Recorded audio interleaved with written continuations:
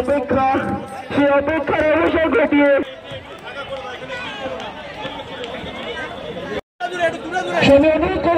সামনে যারা আসছেন প্লিজ বলেন বিষয়টি জনাব জাহাঙ্গীর খান মহাশয় দেখতে পাচ্ছি ভাইরা নিয়ে এসেছে তুলে দিচ্ছেন জাহাঙ্গীর খান হাতে তুলে দিচ্ছেন জাহাঙ্গীর খান মহাশয়ের হাতে তুলে দিচ্ছেন সুন্দরী ঘাড়ের উপরে বসে আছে যে বাংলার মানুষ।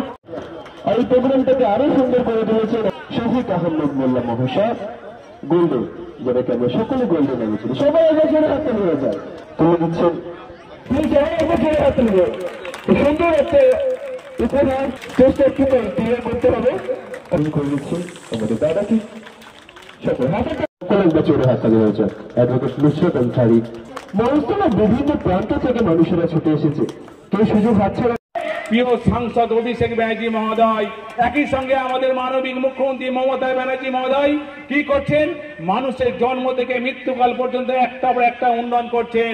একটা শিশু জন্মালে শিশু সাথী, একটা মানুষ মারা গেলে সমবেতী, তার মাঝখানে কন্যাশ্রী রূপশ্রী খাদ্য থেকে শুরু করে লক্ষ্মীর ভান্ডার থেকে শুরু করে একটা পর একটা প্রকল্প তৈরি করেছেন। অভিষেক ব্যানার্জির নির্দেশ যদি আমরা অক্ষরে অক্ষরে পালন করতে পারি এবং মানুষের কাছে পৌঁছাতে পারি, আমার বিশ্বাস আগামী দিনে আমরা ঠিক লক্ষ্যে আমরা পৌঁছে যাবে।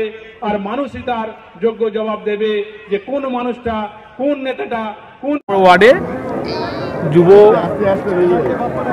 কর্মীদের উদ্যোগে আজকে যে বস্ত্র বিতরণ অনুষ্ঠান ছিল অসহায় মানুষের উদ্যোগে, এটা আমরা শিখেছি আমাদের প্রিয় নেতা অভিষেক ব্যানার্জি মহোদয়ের কাছ থেকে। উনি প্রতি বছর পুজোর সময় বস্ত্র বিতরণ অনুষ্ঠান করেন, ঈদের সময় বস্ত্র বিতরণ অনুষ্ঠান করেন। তাই ওনার শিক্ষায় আমরা শিক্ষিত।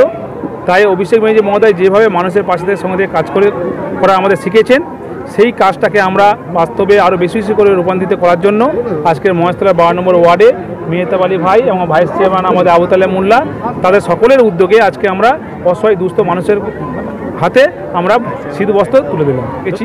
তাই আমরা অভিষেক ব্যানার্জির সৈনিক।